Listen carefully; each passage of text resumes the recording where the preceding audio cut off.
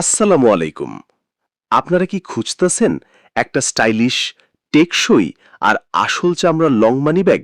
তাহলে শুনেন, ভালো কিছুর খোঁজে আপনি ঠিক জায়গাতেই এসেছেন। আমাদের লং মানি ব্যাগ বানানো হইছে 100% আসল লেদার দিয়ে।